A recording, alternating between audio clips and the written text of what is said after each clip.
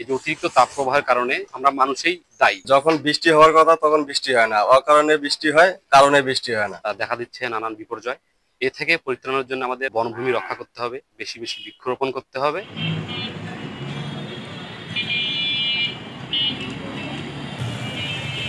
মানবসৃষ্ট জলবায়ু পরিবর্তনের কারণেই প্রতিনিয়ত বাড়ছে তাপ প্রবাহ, মারাত্মকভাবে ক্ষতিগ্রস্ত হচ্ছে মানুষের স্বাস্থ্য, জীবিকা ও কৃষি। প্রতিনিয়ত নষ্ট হচ্ছে প্রকৃতির ভারসাম্য।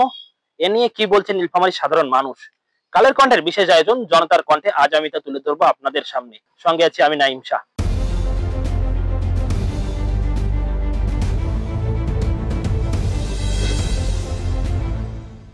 কয়লার দাম অতিরিক্ত বাড়াতে আমাদের তাপমাত্রা আর ইট ভাটা এগুলাতে দেখা যাচ্ছে যে ছোট বড় গাছ সম্পূর্ণ কাটিয়ে নিচ্ছে। স্বাভাবিক গরম তাপমাত্রা বাড়তেছে। আগে অনেক শীতল ছিল, আবহাওয়া ঠিক ছিল, এখন হয়তো গাছপালা কম কারণেই তাপমাত্রা একটু বেশি।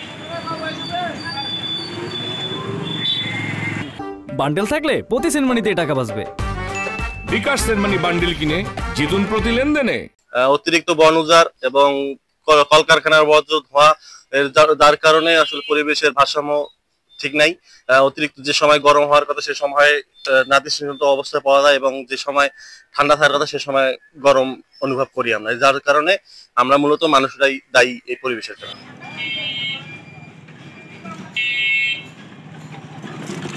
দিনে দিনে ইট ভাটা বাড়তেছে, এই কারণে গরমের তাপমাত্রাও বাড়তেছে। রোদের তাপমাত্রা হচ্ছে কিন্তু মানুষের ক্ষতি হচ্ছে। যখন বৃষ্টি হওয়ার কথা তখন বৃষ্টি হয় না, অকারণে বৃষ্টি হয়, কারণে বৃষ্টি হয় না।